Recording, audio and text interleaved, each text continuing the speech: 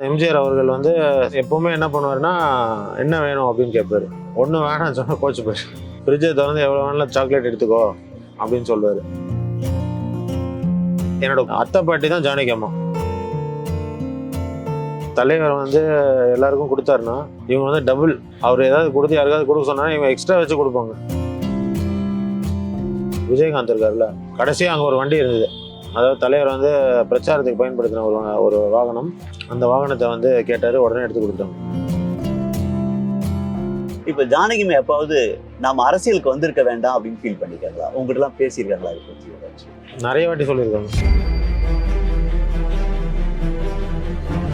Mister எம்ஜிஆரோட லெகசியை நீங்கள் continue பண்ணணும், நான் வந்து உங்களுக்கு சப்போர்ட்டாக இருக்கேன், நானும் உங்கள் பையன் மாதிரி தான் அப்படின்னு ராஜீவ்காந்தி வந்து ப்ராமிஸ் பண்ணியிருந்தார். அதனால தான் வந்து அவங்க முதலமைச்சராக ஒத்துக்கிட்டாங்க. எம்ஜிஆர் வந்து அதிமுக ஆரம்பிச்சாருன்றது வந்து உண்மை கிடையாது. அவர் வந்து ஆக்சுவலாக அதிமுக ஆரம்பிக்கல. அதிமுக ஆரம்பிச்சது வந்து அனகாபுத்தூர் ராமலிங்கம்னு ஒருத்தர். அப்படின்னாக்கா இப்ப அக்டோபர் 17 அப்படின்னு அன்னைக்கு எம்ஜிஆர் இணைந்த நாளா இல்ல கட்சி தொடங்கின நாளா? அன்னைக்கு எம்ஜிஆர் அவர்கள் இணைந்த நாள். தலைவர் ஏன் கட்சி விட்டு நீக்கப்பட்டாரு அப்படின்னு வந்து எல்லாரையும் கேட்டீங்கன்னா உடனே என்ன சொல்லுவாங்க எல்லாரும்? நீங்க என்ன சொல்லுவீங்க? கணக்கு கேட்டாரு, பிரச்சனை ஆச்சு. ஆக்சுவலா அவர் என்ன கணக்கு கேட்டாருன்னா, என்ன சொன்னாருன்னா, எல்லா முக்கிய நிர்வாகிகளும் இங்க இருக்க எம்ஜிஆர் சிலை யார் திறந்திருக்கா? பாரத பிரதமர் நரேந்திர மோடி அவர்கள். அன்னைக்கு தான் வந்து சென்ட்ரல் ஸ்டேஷனுக்கும் வந்து அவரோட பேரை வந்து வச்சாரு.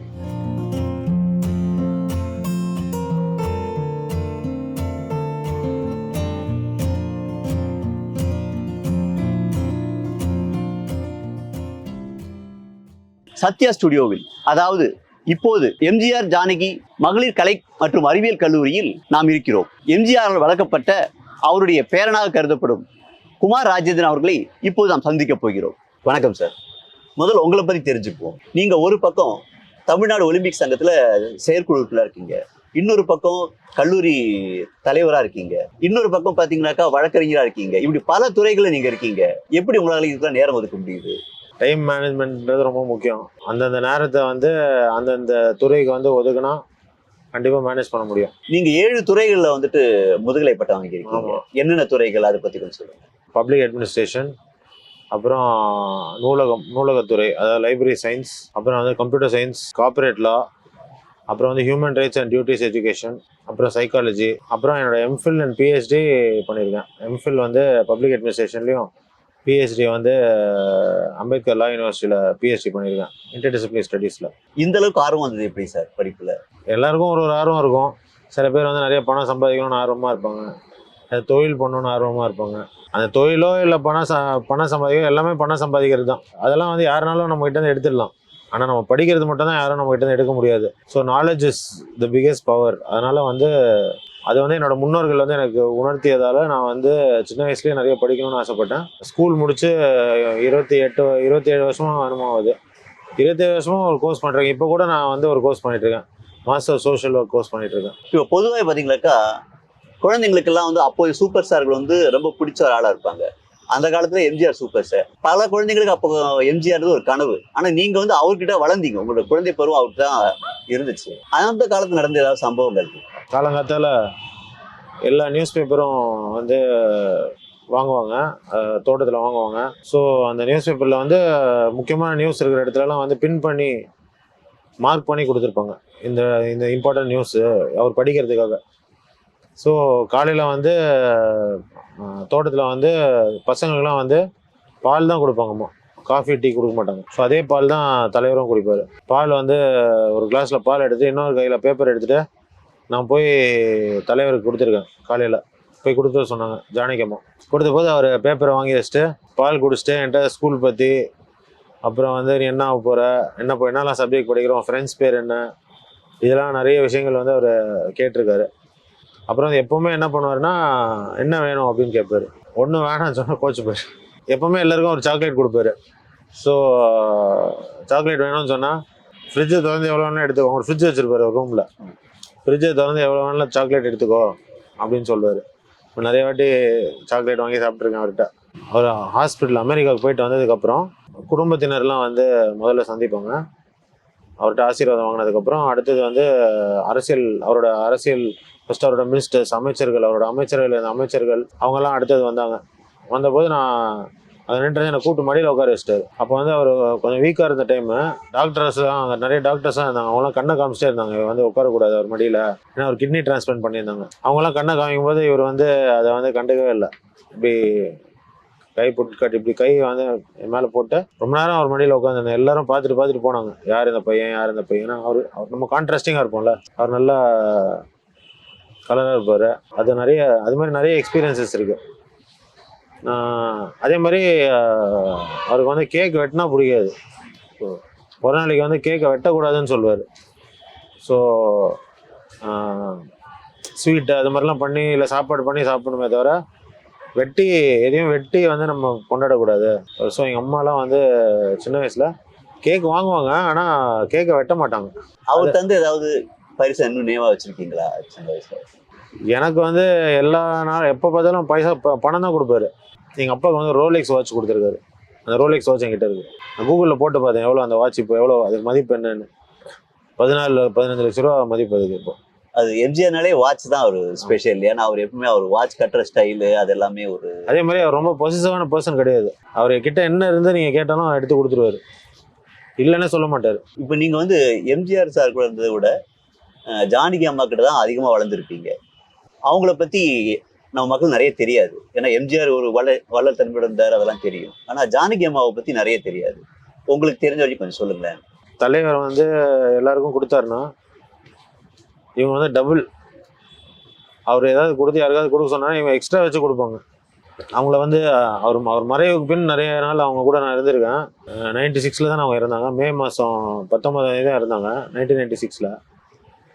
ஸோ அது வரைக்கும் நான் இருந்திருக்கேன். அப்போ வந்து யார் வந்து என்ன கேட்டாலும் உடனே இல்லைன்னே சொல்ல மாட்டாங்க, எடுத்து கொடுத்துருவாங்க.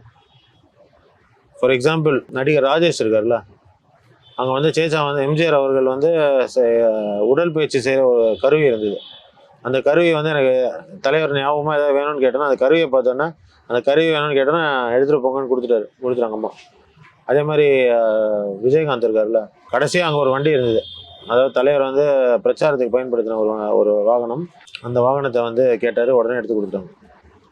அது மாதிரி என்ன கேட்டாலும் யார் என்ன கேட்டாலும் எடுத்து கொடுத்துருவாங்க. இப்போ எம்ஜிஆர் எல்லா குழந்தைங்களும் சேச்சான் தான் குடும்பத்தில் இருக்க குழந்தைங்களாலும் சேச்சான் தான் கூப்பிடுவீங்க.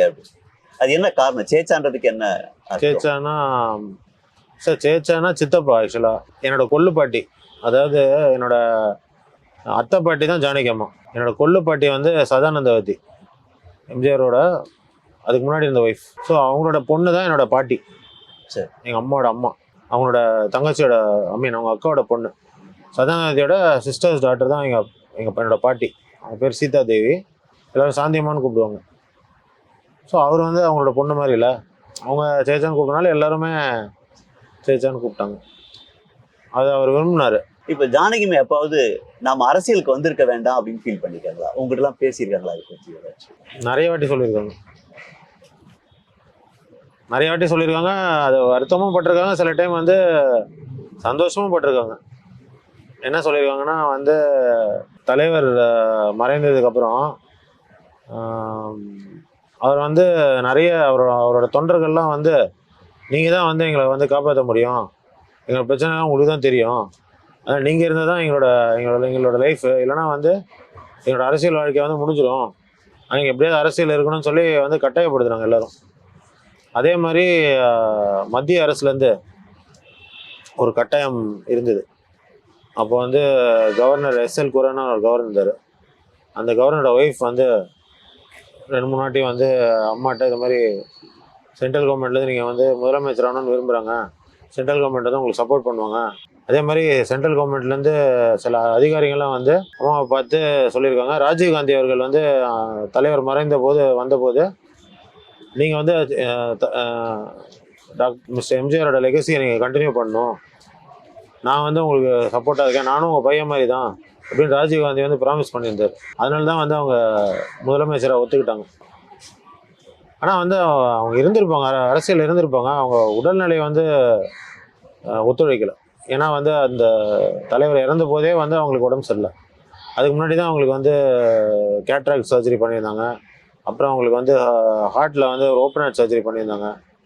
ஸோ அவங்களால வந்து ஃபிசிக்கலாக அவங்களால வந்து மேனேஜ் பண்ண முடியல. எம்ஜிஆர் வந்து இங்க தான் அதிமுக உருவாக்கி ஆமா. சத்யா ஸ்டுடியோ இப்போ எம்ஜிஆர் ஜானகி ஆமா. காலேஜா இருக்கு இங்கதான் உள்ள எந்த இடத்துல இங்க இது பண்ணாரு அந்த நினைவுல ஏதாவது உங்களுக்கு இருக்கா? நான் அப்போ பிறக்கவே இல்லை, ஆனால் எல்லாரும் என்கிட்ட சொல்லியிருக்காங்க.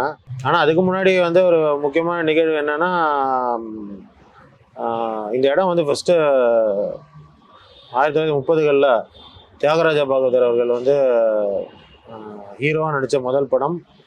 அது எடுத்தது வந்து அழகப்ப செட்டியாரும் டைரக்டர் கே சுப்பிரமணியம் அவர்களும், பத்மா சுப்பிரமணியம் இருக்காங்களா அவங்க அப்பா. இந்த இடத்துக்கு பேர் வந்து மீனாட்சி சினிட்டோன். இப்போ ஆற்காடு நவாபுக்கு சொந்தமான இடத்த வந்து அவங்க லீஸுக்கு எடுத்து வாடகைக்கு எடுத்து இங்கே படம் எடுத்தாங்க.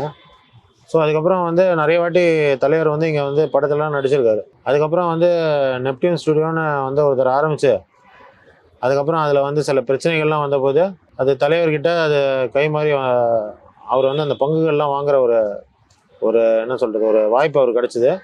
ஸோ அவர் நிறைய பேரில் அந்த பங்கு அவரும் வாங்கினாரு, நிறைய பேர் மிச்சவங்களும் இருந்தாங்க, ஷேர் ஹோல்டர்ஸ் இருந்தாங்க. ஸோ அந்த பங்குகள்லாம் வாங்கி அவர் வந்து இந்த நிறுவனத்தை நடத்தும் போது அவருக்கும் சில பிரச்சனைகள் வந்தபோது 1971-2 காலத்தில் ஒரு ஸ்ட்ரைக் ஒன்று நடந்துச்சு. எல்லா சினிமா தொழிலும் ஸ்ட்ரைக் பண்ண போது எனக்கு வந்து இதில் எந்த லாபமும் எனக்கு வேணாம். அதனால் வந்து எல்லா இங்கே இருந்த தொழிலாளர்கள்லாம் வந்து ஒரு சங்கம் ஆரம்பித்து அந்த சங்கத்துக்கு வந்து 20 வருஷம் லீஸு கொடுத்தாரு. ஸோ அது முடிஞ்சு இந்த இடத்த ஆமாம். ஸோ 91லாம் வந்து திருப்பி அவர் கைக்கு வந்துச்சு. அதாவது அவர் இறந்ததுக்கப்புறம் தான் வந்து எங்கள் கைக்கு வந்துச்சு. சரி. ஸோ அவர் இருக்கும்போது இது அவரோட சொந்தமான ஸ்டூடியோவாக இருந்தால் கூட, அந்த கம்பெனிக்கு சொந்தமான ஸ்டூடியோவாக இருந்தால் கூட அவர் வந்து இதுலேருந்து எந்த வருமானமும் அவர் கிடைக்கல. ஆனால் கூட அவருக்கு இங்கே ஒரு அலுவலகம் இருந்தது, எல்லா தலைவர்களும் இங்கே தான் வந்து பார்ப்பாங்க. எங்கள் அத்தைக்கு இங்கே தான் கல்யாணம் ஆச்சு. அதுக்கப்புறம் எங்கள் அம்மாவுக்கு வந்து கல்யாணம் ஆச்சு, ஆனால் சாப்பாடு இங்கே வச்சுருந்தாங்க. ஸோ ஆனால் இன்னொரு விஷயம் கேள்விப்பட்டிருக்கேன், இது மாதிரி வந்து அண்ணா அவர்கள் இறந்தபோது கலைஞர் அவர்கள் வந்து இங்கே வந்து தலைவரை பார்த்துட்டு இது மாதிரி வந்து அவங்க 2 பேரும் பேசி முடிவு பண்ணியிருக்காங்க. இது மாதிரி கலைஞர் தான் வந்து முதலமைச்சர் ஆகணும்னு முடிவு பண்ணி அதுக்கு உண்டான வேலைகளை வந்து கலைஞர் அவர்களே வந்து சட்டசபையில் சொல்லியிருக்காரு. அவர் முதலமைச்சர் ஆகணும்னு விருப்பப்பட்டதில் முக்கியமாக விருப்பப்பட்டது வந்து புரட்சியாளர் எம்ஜிஆர் அவர்கள் தான். ஸோ அது இங்கே தான் நடந்துச்சு. அப்புறம் 1972 அவர் வந்து கட்சியிலேருந்து நீக்கப்பட்டதுக்கு பிறகு அவர் வந்து ஆக்சுவலாக அதிமுக ஆரம்பிக்கல. அதிமுக ஆரம்பித்தது வந்து அனகாபுத்தூர் ராமலிங்கம்னு ஒருத்தர். அவர் அதாவது அவரோட தொண்டர்கள் ஆரம்பித்த கட்சியில் வந்து இவரை வந்து ஒரு முதல் தொண்டனாக அவர் வந்து இணைச்சு கொண்டார். ஸோ எம்ஜிஆர் வந்து அதிமுக ஆரம்பித்தாருன்றது வந்து உண்மை கிடையாது. தொண்டர்களால் ஆரம்பிக்கப்பட்ட இயக்கம். அதில் வந்து இவர் முதல் தொண்டராக வந்து இவரை வந்து தொண்டர்கள் வந்து நியமித்தாங்க. உலகத்திலே அப்படி ஒரு இயக்கம் வந்து கிடையாது. யாராவது கட்சி ஆரம்பித்தாங்கன்னா அவங்களே தான் தலைவராவாங்க. அப்படின்னாக்கா இப்போ அக்டோபர் 17 அப்படின்னு அன்னைக்கு எம்ஜிஆர் இணைந்த நாளா இல்லை கட்சி தொடங்கின நாளா? அன்னைக்கு எம்ஜிஆர் அவர்கள் இணைந்த நாள். அது அதிமுகவுடைய தொடங்கின நாள் கிடையாது. எம்ஜிஆர் வந்து அதிமுக இணைந்த நாள் தான். ஆனால் அதுக்கு முன்னாடி நீங்கள் இந்து ஆர்கேஎஸ்லாம் இருக்கு எடுத்து பார்த்தீங்கன்னா அதுக்கு முன்னாடியே வந்து அதிமுகன்னு கொடி ஏற்றிட்டாங்க. சரி. அது என்னைக்கு டேட்னு தெரியாது. அது இந்த 10லேருந்து 17க்குள்ள தான். ஆனால் 17ஆம் தேதி தலைவர் வந்து அறிவிக்கிறாரு. அதே மாதிரி இன்னொரு முக்கியமான விஷயம் நான் சொல்லணும்னு நினச்சேன். ஆக்சுவலாக அது ஒரு மித்து. தலைவர் ஏன் கட்சி விட்டு நீக்கப்பட்டாரு அப்படின்னு வந்து எல்லாரையும் கேட்டிங்கன்னா உடனே என்ன சொல்லுவாங்க எல்லாரும்? நீங்கள் என்ன சொல்லுவீங்க? கேட்டாரு, பிரச்சனையாச்சு. ஆக்சுவலாக அவர் என்ன கணக்கு கேட்டாருன்னா, என்ன சொன்னாருன்னா, எல்லா முக்கிய நிர்வாகிகளும் 1967 அப்புறம் வந்து ஆட்சிக்கு திமுக வந்ததுக்கப்புறம் எல்லா முக்கிய நிர்வாகிகளும் அவங்களோட சொந்த என்ன சொத்து வச்சுருக்காங்க, என்ன சொத்து வாங்கியிருக்காங்க, அந்த கணக்கை வந்து தெரிவிக்கணும்னு சொல்லியிருக்காரு. இதுதான் சொல்லியிருக்காரே தவிர யார்கிட்டையும் கணக்கெல்லாம் அவர் கேட்கவே இல்லை. அந்த சொத்து கணக்கை அவர் கேட்டார். அது இப்போ எல்லா ஜட்ஜு இப்போ இருக்கிற மினிஸ்டர்லாம் நீங்கள் எலெக்ஷன் நிற்கணும்னாலே உங்கள் கணக்கை வந்து நீங்கள் கொடுக்கணும், கரெக்டாக? அந்த கணக்கு தான் கேட்டாரே தவிர யார்கிட்டையும் போய் நீங்கள் என்ன செலவு பண்ணீங்க, உங்களுக்கு என்ன வருமானம், அந்த கணக்கு கேட்கல. பதவிக்கு வந்தவங்க, அதே நேரத்தில் கட்சியில் முக்கியமான பதவியில் இருக்கிறவங்க, இவங்க வந்து என்ன வந்து அவங்களோட சொத்து விவரத்தை வந்து தெரிவிக்கணும்னு சொன்னார். இதை வந்து கணக்கு கேட்டதுன்னு சொல்லி அதை வந்து மாற்றிட்டாங்க. இது கலைஞருக்கு எம்ஜிஆருக்கு நட்பை பற்றி உங்கள் பேரண்ட்ஸை சொல்லியிருக்காங்களா? நானே பார்த்துருக்கேன். தலைவர் உயிரோடு இருக்கும்போதே நல்ல நட்பில் தான் இருந்தாங்க. எங்கள் அம்மாவோட அப்பா இருக்கார்ல, அவர் தான் ஃபஸ்ட்டு வந்து ரயில்வேஸில் வேலை செஞ்சுட்டு இருந்தார். அவர் தான் ரயில்வேல ஃபஸ்ட்டு திமுக யூனியன் ஆரம்பித்தார். அவர் பேர் நாராயணன், எல்லாரும் மணின்னு கூப்பிடுவாங்க. அந்த ஒரு நிகழ்ச்சி வச்சு அவர் வந்து கலைஞர், எம்ஜிஆர் எல்லாரையும் கூப்பிட்டு முதல் இந்த தொழிற்சங்கம் ரயில்வேஸில் ஆரம்பித்தது என்னோட தாத்தா தான். ஸோ அவர் வந்து எப்போவுமே ஒரு எல்லாரு கூடயும் ஒரு நல்ல ரிலேஷன்ஷிப்பில் இருந்தார். அதே மாதிரி தலைவரும் வந்து அவர் கூட இருக்கிறவங்களோட அவருக்கு கூட இல்லாதவங்களுக்கு நிறைய வந்து எப்போவுமே வந்து அவங்களுக்கு உதவி செய்யணும் அப்படின்னு நினைப்பாரு. இங்க எந்தெந்த இடங்களெல்லாம் எம்ஜிஆர் நினைவு அப்படியே பராமரிச்சுட்டு வரீங்க? இது இடமே வந்து அவர் நினைவாக தான் வந்து பராமரிச்சுட்டு வரோம். இதெல்லாம் இந்த பில்டிங்லாம் வந்து ஷூட்டிங் ஃப்ளோராக இருந்தது. சரி. இந்த ஷூட்டிங் ஃப்ளோரோட அமைப்பை வந்து மாற்றாமல் அதுக்குள்ளேயே தான் கிளாஸ் ரூம்லாம் வந்து அமைச்சிருக்கோம். அதே மாதிரி அவர் வந்து குண்டடிப்பட்ட போது அவருக்கு வந்து பேச்சு பயிற்சி அவர் எடுத்த இடம் இருக்குது. அது வந்து இப்போ ஆடிட்டோரியமாக இருக்குது. சரி. அதே மாதிரி அவரோட மேக்கப் ரூம் இருக்குது. அந்த மேக்கப் ரூமில் தான் நிறைய முக்கியமான முடிவுகள்லாம் வந்து எடுத்திருக்காரு. எல்லாரையும் அங்கே தான் சந்திப்பார். அதே மாதிரி இந்த இடமே வந்து அவருக்கு வந்து அவரோட நினைவாக தான் வந்து இந்த இடமே இப்போ நாங்களாமே வந்து அவரோட நினைவாக தான் வாழ்ந்துட்டுருக்கோம். இங்கே இருக்க எம்ஜிஆர் சிலை யார் திறந்திருக்கா? இந்த சிலையை வந்து வடிவமைச்சது வந்து சிற்பி ஷீஹான் ஹுசைனின்றவர். தெரிஞ்சிருக்கோம், கராத்தே ப்ளஸ் ஆர்ச்சரி இப்போ பண்ணிட்டு இருக்காரு. நானும் வில்வித்தை சங்கத்தில் தலைவராக இருக்கேன், அவர் செயலாளராக இருக்கார். அவர் தான் அந்த சிலையை வந்து வடிவமைச்சார். அதை வந்து திறந்து வச்சவர் வந்து பாரத பிரதமர் நரேந்திர மோடி அவர்கள். அன்னைக்கு தான் வந்து சென்ட்ரல் ஸ்டேஷனுக்கும் வந்து அவரோட பேரை வந்து வச்சார்.